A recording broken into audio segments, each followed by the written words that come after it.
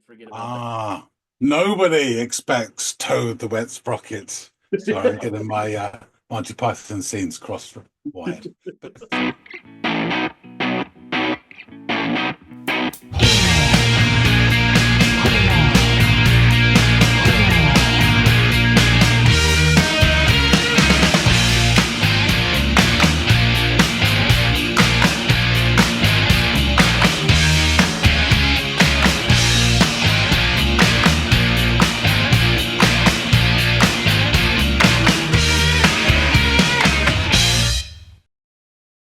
hey, everybody, and welcome to another episode of the Audiophiles.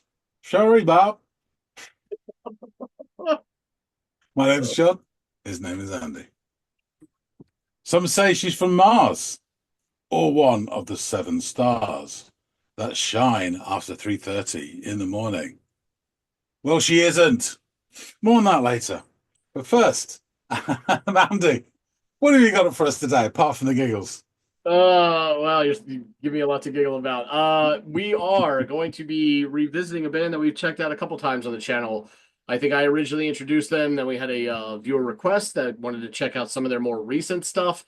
Now I'm going to go way back with them and check out a song called One Little Girl by Toad the Wet Sprocket. And with a name like that, I doubt you'd forget about that. Nobody expects Toad the Wet Sprocket. Sorry, I'm getting my Monty Python scenes cross-wired. But yes, no, not the comfy cushions.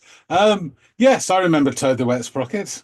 Excellent. Good. Well, I'd like you to check out this early track of theirs, as mentioned, One Little Girl, and get your perspective on things. So please go off, give it a listen, and come back and let me know what you think.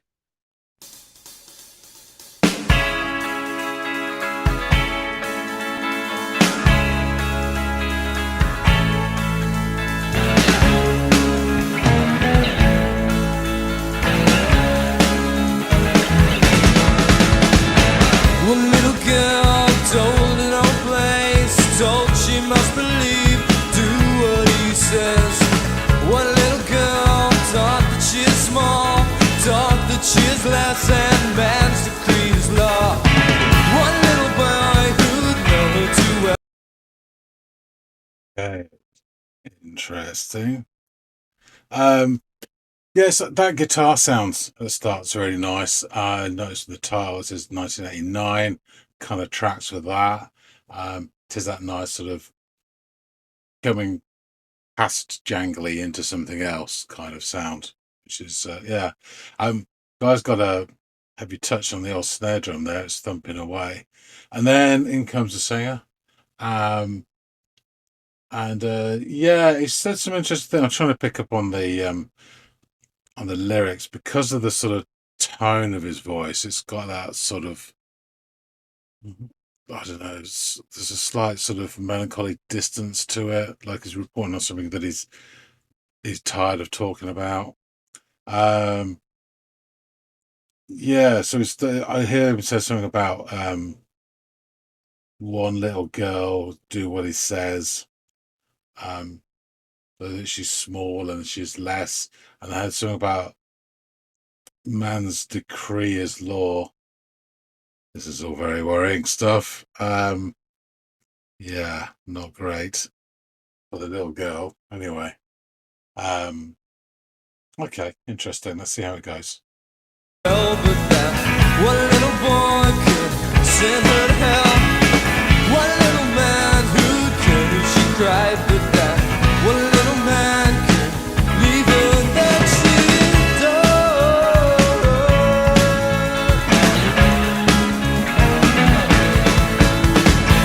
One little girl is beaten till she faints, told that this is love, told that she will have to take it. One little girl is just a bit confused, thought that she was human too. One little boy who knew her too well, but that one little boy could send her to hell. One little man who could, she cried, but that one little man could leave her that she adored.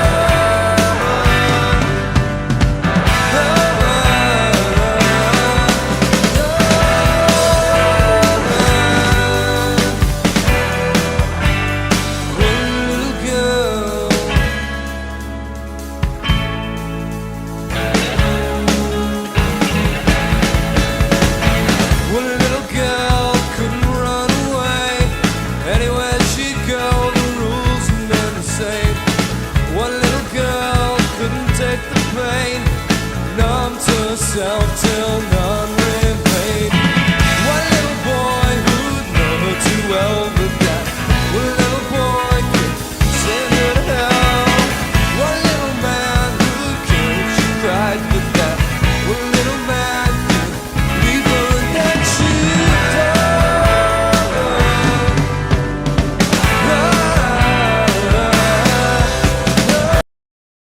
Stop it there. Yeah, I'm trying to pick up the lyrics. There's obviously quite heavy shit there. It repeats the line a couple of times about one little boy who can send her to hell, and it carries on one little man. I think it says something about she cried and blah blah blah if she died. These are not great stuff, and yeah, that previous verse about beaten to hell and told this is love. Yeah. I don't know if this is domestic violence or if it's societal sort of attitudes towards women. There's a touch of the old Gileads about this, isn't there? Yeah, and it feels like there's a bit of tension in the music as well. Like it keeps going on, but it doesn't really spread its wings and sort of blossom out into something else. And that drumming is keeping that tension as well, which kind of adds to the with the lyrics as adds to it all. It's definitely sort of forward facing, this song. Interesting.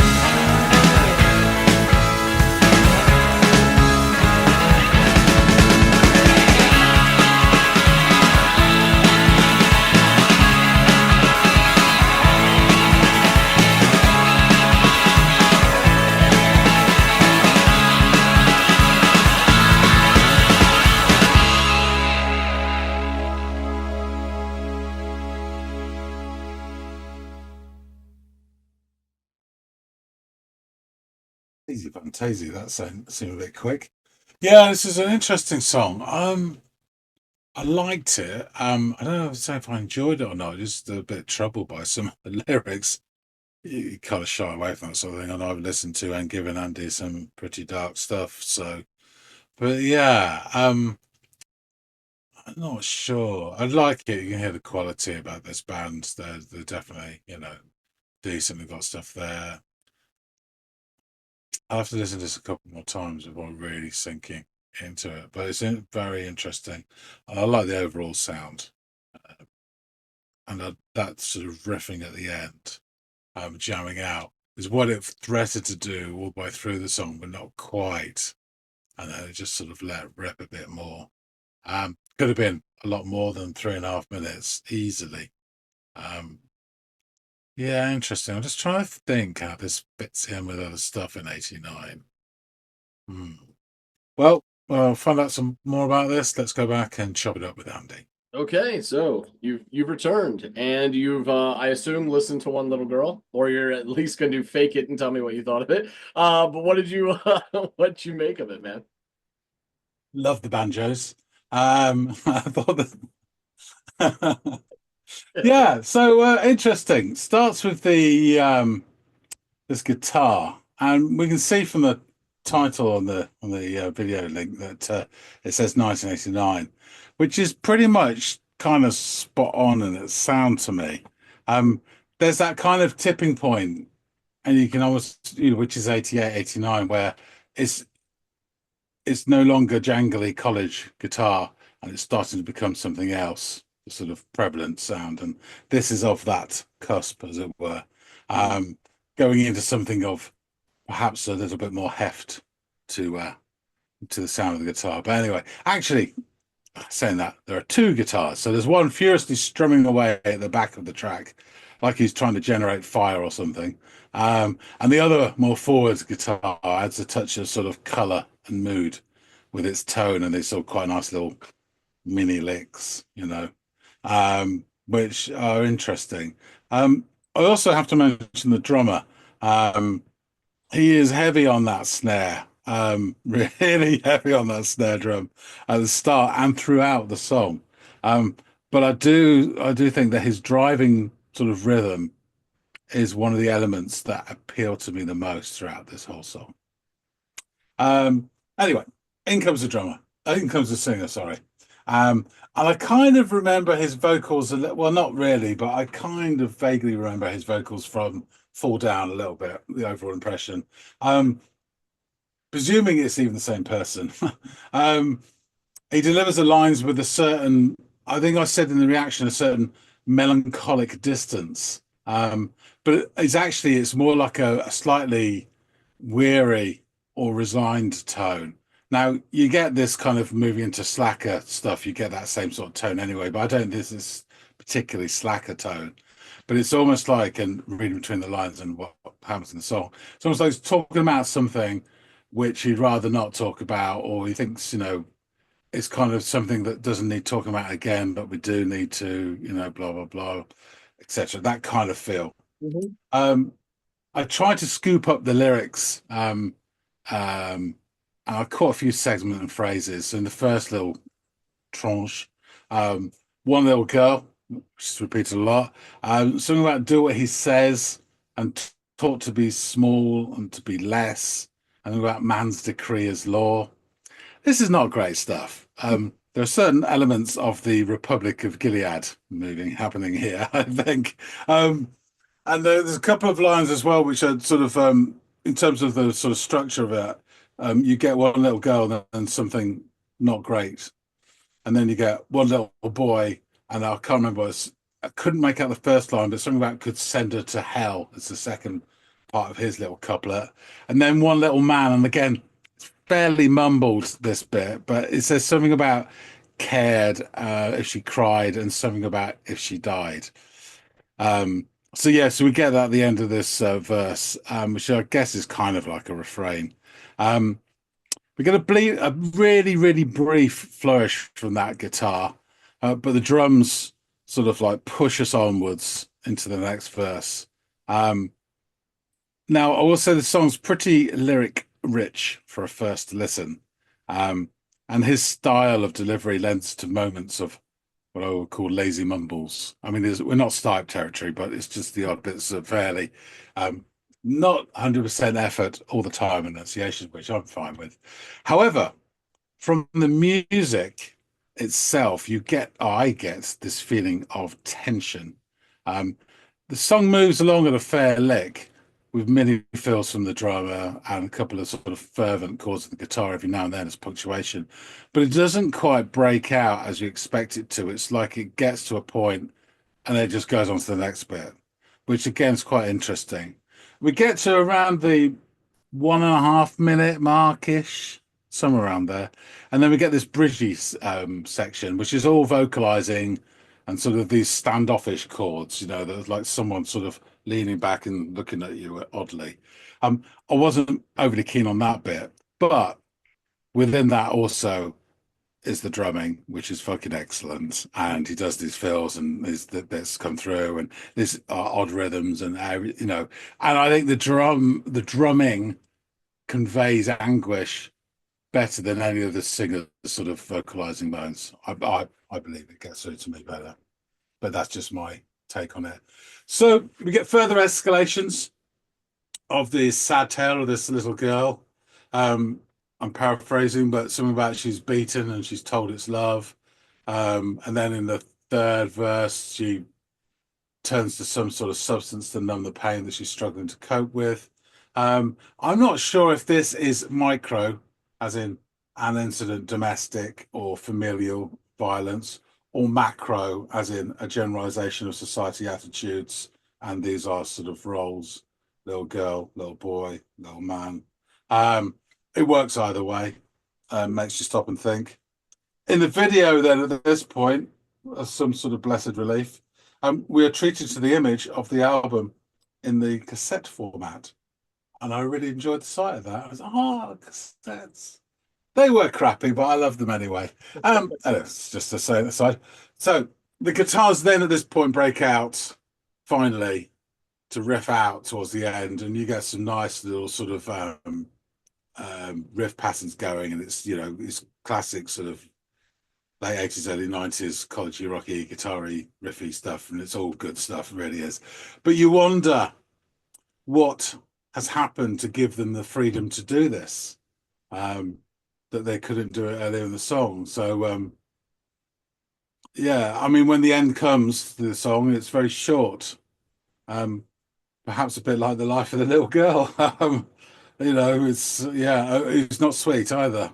So yeah, this whole thing, it seemed a bit bleak on first listen. Now, it would be very curse of me to say that, oh, I'm not very fond of that, because I've given you much darker stuff to listen to, and you have me as well. So I wouldn't say I fully enjoyed it, though, or embraced the song. I probably would do with further listens, but I did like it, and I liked the sound and what they did. It's just quite thought-provoking, the lyrics, so that's that initial shock of that. I would rate this a lot better than California Wasted, but just a smidge below Fall Down, which I quite liked, with their REM-like sounds to some of their bits and pieces to it. But yeah, I think this is a really decent song, and clearly the band know what they're doing. And it was an interesting message, which I only got 35% of. So with further listens, probably get more out of it as well. Yeah. And I hope you give it some more listens. So let me ask you this, because you brought them up and you actually compared them. Would you consider Fall Down or this song more akin to REM's sound, circa the same sort of time period? I would say, just trying to think, 88, 89, 89.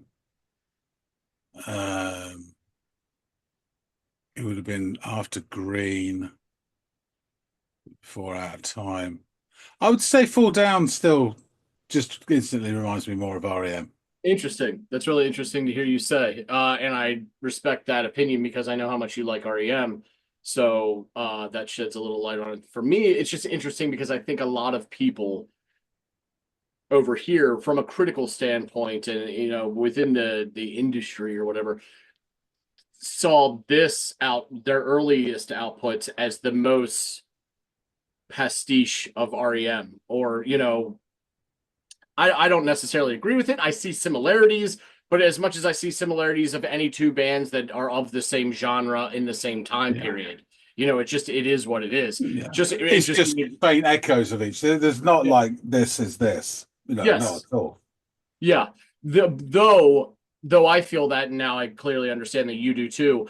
I think other people who were writing about this album when it came out at the time were making that critical proclamation that these guys are ripoffs, or this sound is a ripoff of REM. So interesting to hear you say that. But yeah, let's get into the band a little bit. And also, I'm just glad you liked it. I'm a really big fan of this song too, and it is weighty subject matter, but you and I are no stranger to that. I mean, there are umpteen songs on this channel that are devoted to things far more gruesome, but nonetheless, it still kind of hits you when you're thinking about it. But yeah, quick recap of the band and the members thereof. Toad the Wet Sprocket. They are an American alternative rock band formed in Santa Barbara, California in the year 1986.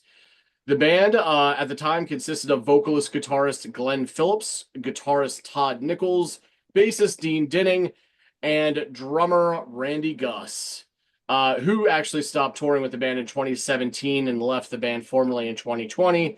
You had a good run, Gus. He was replaced by drummer Josh Dobbin, who supported them as their drummer on tours from 2017 to now, and played the drums on their most recent album in 2021's Starting Now. Most recently, Carl Thompson took Dobbin's place and has been drumming for the actually, I'm sorry, I should clean that up. Dobbin played with them until 2022, and then he left after a far shorter stint than his predecessor Gus, and was replaced by Carl Thompson, who's been playing drums for them since 2022 until now. The band broke up in '88 to pursue other projects. However, they began touring the United States again in 2006. In December of 2010, the band announced their official reunion as a full-time working band. They also started writing songs for their first studio album of new material since their 1997 Columbia Records release, Coil. Early on, their sound was described as jangle pop, but they've expanded their sound throughout the years, as we've heard, to alternative rock, folk rock, and even pop rock. The track we listened to today is featured on the band's debut album, Bread and Circus, which I'm sure you saw on the thumbnail, and it was released in 1988. The album was self-financed through their label, Abe's Records, and it spawned the singles Way Away and One Little Girl, the song we listened to today, which made the Billboard Modern Rock Tracks charts, but received very little attention. The album was recorded over 8 days for a total cost of, brace yourself, $650. That's about what my energy bill is on a monthly basis. Singer Glenn Phillips wrote most of the lyrics when he was only 15 years old. So pretty heady stuff to be thinking about as a 15-year-old. Also kind of, I don't know what the man's upbringing was like, but if you're thinking about this kind of shit at 15, you've probably seen some stuff. So that's another thing that you kind of think about when you're looking at some of the lyrical content coming from a kid that was probably between 15 and 18 years old when he wrote it. Before agreeing to sign with Columbia, the band insisted that the label re-release the album in an unchanged form, and so it did in 1989 on Columbia. In the wake of their debut, Trouser Press called the band, and here we are, an REM clone. A little jangle with the guitars, some nice harmonies, and not much else. The Chicago Tribune wrote that the band lacks REM's melodic sense, evocative imagery, and adrenaline. So yeah, I usually don't include one-off like shit talk critiques, but I think it's so interesting to hear that this is what they had to say when you hold it up to the longevity of their last album came out in 2021. They're still touring, they're still writing music and playing live music. It's like, for all the critics' attempt to water them down or to underestimate them, they have, outlasted these horrible reviews, and I think that is admirable in its own right. But yeah, It's just sorry, Yeah. Andy. I don't know the album at all, and I've only had this one track. Of course. But it strikes me hearing those two that they both sound like very lazy journalism, if you want to call it journalism. Yeah. Yeah, that's really shitty to just say that someone's not as good as somebody else. Yeah. And they're trying to sound like them, because everybody, you can argue that REM weren't as good as the Byrds, that they emulated, and and that Lennon and McCartney weren't as good as Chuck Berry when they started, so they should have packed it in. Yep. Because they used to copy his songs, so fuck off, Yeah, it's ridiculous. Completely agree, especially on a debut album, where I think a little bit more grace should be afforded to these youngsters who are trying to break it in the scene. Now, if this is their fourth album and it sounds like some shit you've already heard before, then maybe you can take out the teeth or the knives, you know what I mean? But it's like, come on, man.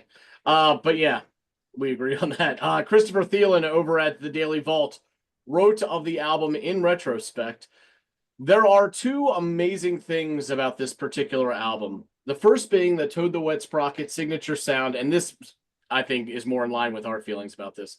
The first being the Toad the Wet Sprocket signature sound was already almost completely developed at this early stage in their career. The second is that most of the band was still in college when it was recorded, and Phillips was still under the age of 20.